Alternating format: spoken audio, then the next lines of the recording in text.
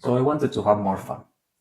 I started reviewing some of my older files, like this, the Dad and Me figures, and it said, so I haven't done a miniature in a long time, so I wanted to test out with this character. Let's see if I can easily find where he is.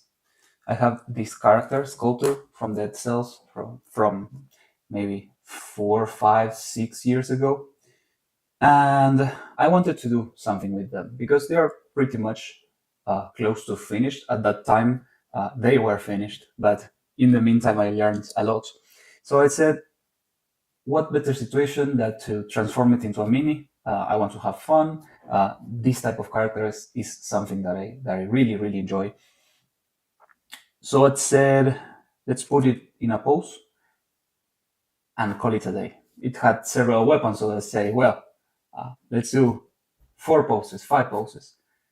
And this character is specifically from the trailer, not from the game. I really enjoyed the trailers, not so much the game. And I watched the rest of the trailers, right? This was from the first trailer. And I realized he had a bit more weapons, right? He had some 2 or more. So I say, okay. Generally, when you are dungeon crawling, right? This is a character from a roguelike. So you are dungeon crawling, and the animations of walking are kind of the most important ones because it's the one that you are going to be playing the most, right? From going left to right, jumping around. But the walking and running are the most important for these guys. So I say, well, I'm going to put him position him in a running animation, at least for the 2 kunais, right? For the knife and the kunai, it will be really interesting to make him be positioned in like a ninja, like he's running very fast, kind of Naruto Sasuke thing. And one thing led to another.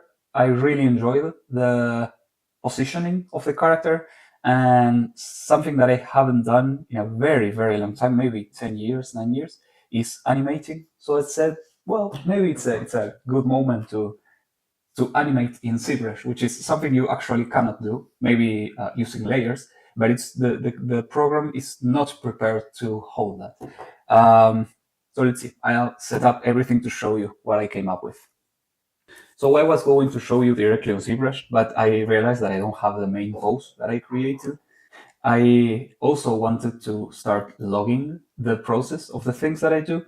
And I don't know, it's a cool way to see how far you have come and realized all the steps that took you to finalize a project or see how much time has passed. So for that, for logging all the things, I'm using PureRef. So here you can see, this is the main pose. I don't have a turnable of it, just this. This is a very extreme pose of the character running, but while I was posing it, I realized that a lot of emotions came up. Like I wanted the character to portray this emotion. And when I was moving parts around, I wanted him to feel like he had maybe hatred or maybe a lot of energy because he's slaying monsters. He has reasons to do that. So those emotions should come up in the animations. It's not like he's a psychopath and he doesn't feel anything. He just does it. In this case, I wanted him to. I felt this emotion when you have finished a game, and the only thing to do is you are max level, you have everything upgraded, and the only thing to do is go and slay the boss, right? The final boss.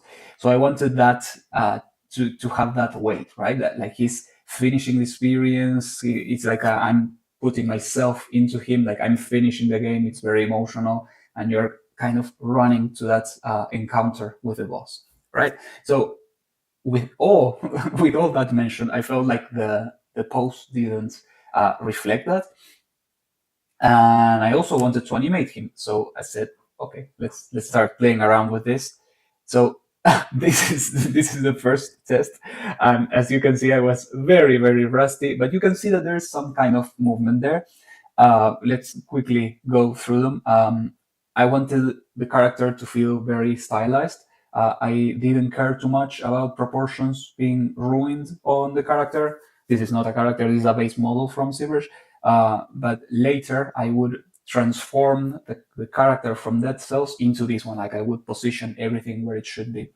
And I wanted it to feel like he was whipping, right? Like all the parts were moving so fast and with so much intent that his only concern was to move forward, and that comes to a stress to the body, right? So every part was stretching as much as possible. Like the mind, keep this in mind, the mind was so concentrated on achieving the defeating of the final boss, reaching that point, that the emotion started to warp the body, right? It started stretching it beyond the normal ways a body will behave. So here you can see the same version of the previous one, but it's a bit more continuous, a bit more smooth. Here we can notice that there is an improvement, but still the same. And here I decided to come back. I was starting to add a lot of frames, and I said no, it's not looking good. And generally, when you animate, the main key poses have to be correct in order for the in-betweens to be right. First, you have to have the poses correct, then you have to have the timing correct, and then you start adding frames in between to explain the motions and to add momentum, right? So I decided to come back and found a kind of balance of what I wanted to do. It was very slow, so I think I made it faster and it made more sense. Generally, an animation, if you are not making it in the right velocity, the right speed, it kind of doesn't make sense because you can't have all this stress, all this momentum, all this weight in the position, and the character runs low. Maybe if you're explaining it as there is some kind of situation in which there is a spell that makes you run slower, but it has to be explained somewhat. This can't be the correct animation, but running slow. So I just made it faster and refined the frame velocity. There were some frames that stayed for more frames and others than for less. I had two key poses and then mirrored, and the in-betweens were done faster. So this is the result. Let me see if I'm recording. Yes, I'm recording. So yeah, I was happy with that result, and then I wanted it to have a more smoother feel and also add a kind of cloud of contact on the floor to give the character some point of reference of how fast he's moving. The character can be moving with all his strength, his might, and everything, but if there is no point of reference of, I don't know, trees moving or I don't know, the city around him, there is no point of reference, right? So I wanted to add that. In the end, I will for sure add some kind of wall, or maybe he's running through a bridge, and add some pillars or rubble to show. And I also want to add some lines of velocity to mimic that movement. So here you can see that the animation is more polished and clean the mesh and shapes. So here I didn't add in betweens, so the animation is kind of still blocky, choppy, right? It's missing frames, the in betweens. So this one, shapes are clean, and I added the in betweens, but in my opinion, now seeing it is very fast. And I don't know if, no, yeah, this is the last try.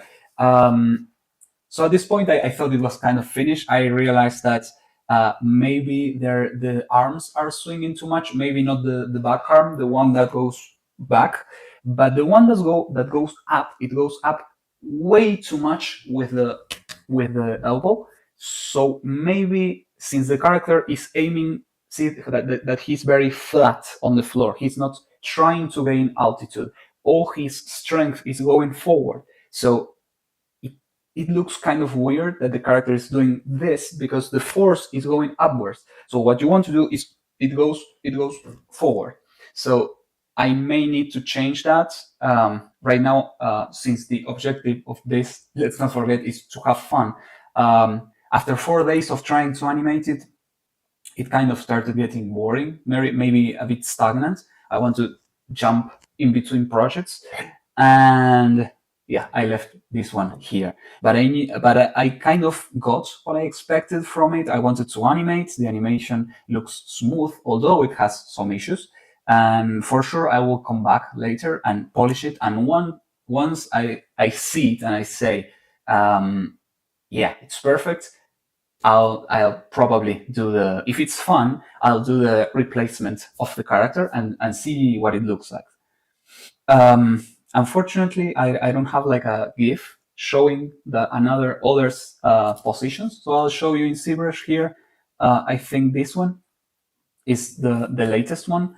I'll just press the buttons here up and down, so you can see that this is the way that it's animated. It's just a meshed positional post, and I just uploaded. I rendered every frame. It's just document export, and I uploaded them to a GIF creator. There's several online, free, and it just works. I just duplicated the folder and mirrored the poses, and yeah, it works. It's the result that you already have seen. But remember that the main thing that I wanted to do was just to post some miniatures. This was just a kind of side quest, a detour. And I just wanted to clean the rust off a bit. It wasn't enough because I'm not 100% happy with the result, but I'm there. I'm like 92, 95%. This is the result from the session of today. Sessions 20 minutes, 30 minutes, sometimes an hour if I'm lucky. So this is the model. You see it here. I'll show you in Zbrush because there's a few things that I want to talk about.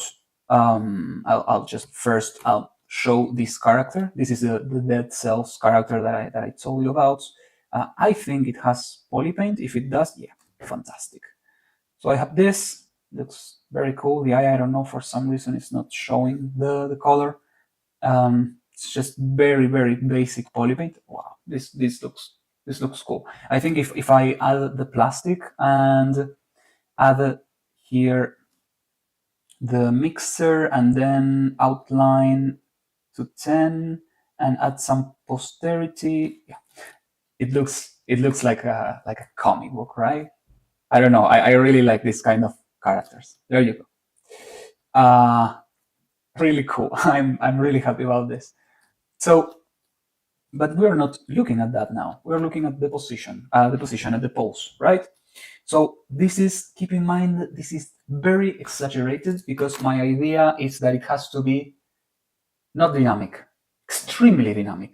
Dynamic to the point in which the character feels like it's going to break. There is so much passion and emotion in their movements that they start to warp reality. The illusion that it's what we are seeing starts to get warped by the intent. I think that it's very powerful storytelling, and I really like anime for this reason. I don't generally watch it, but the shonen genre, like Naruto, One Piece, and all the stuff, you can notice that there are some fights in which they activate this animation mode in which they start breaking the characters to start depicting emotions. The emotions that I wanted to portray here is that the character is so concentrated on this killing spree, right? On just hitting his opponent that he doesn't care about anything else. So bones here, they don't exist. Proportions, they don't exist.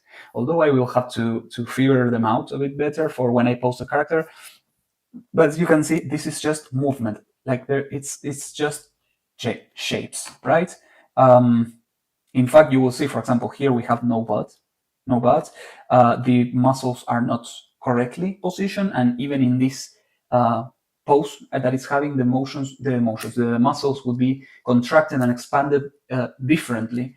But here I was just concentrated the same way I was viewing the project, the same way as when I was animating. I wasn't concentrated on getting things right. I was concentrated on portraying that feeling, portraying that motion. So that was the focus that I was having. So let me show you a bit of how I broke this character to portray this emotion, right? Here you wouldn't notice because the character is kind of not done, but here the eyes would be like this, right? The character is looking straight to the front, even though his head cannot turn anymore. He has arm in the middle, muscle in the middle. The position, as let's see if I have a way to show you. The position is a curvature everywhere you look. In animation, what I like to use is the concept of springs, right? And I'll show you in a moment. I'll show you now. So here I have a few springs, right? This is kind of the things that I use to give a flow to the animation, right? So the main things that I use are these three. I know there are 4 images, but the concepts are 3. First of all, I like to use the compositions technique, and there are several for that. But for motion, I like to use this spiral. I don't know how it's called, but it's very known. It's a mathematician, well, a mathematic resource. Look it up. It's a spiral. Look spiral mathematics, and you will find it. It helps a lot. Basically, when you center the thing, you can kind of get, you have the center of the spiral, and the spiral is progressive, it's not linear. So it kind of traces a curve for you already that I think it is like cousin numbers. In Spanish is primos, números primos. In English, I don't know if it's like that, but you'll know. If you went to school, you will know. So I basically use this curvature because it simply helps with the dynamism of the character. Since it's progressive and not linear, whenever you position something, it's showing you like an expansion, right? Everything that it's in the center, it's kind of contracted, and everything that it's going out. Think about a ball that it has like a curvature, a ball that is wet, right? When you're throwing it in the, I don't know, in the park, in the garden, and it's wet, and it starts spinning, and you can see the spiral going out. That in the center, it's very close to the ball, but then when it spirals out, it starts getting progressively more dynamic outwards, right? It's kind of a gravity thing. So when I was working on this character, my main concerns, not concerns, but the things that I was thinking was fan of knives, right? It's a card from Hearthstone, maybe it's from somewhere else, but fan of knives, it's a character that's doing this, and it's throwing knives. And then Blade Flurry or Blade Fury. I don't really know. I didn't want to look it up. But the concept here is that the character is so focused on getting the blades to the enemy, right? Defeating the boss fight, defeating the mob, whatever.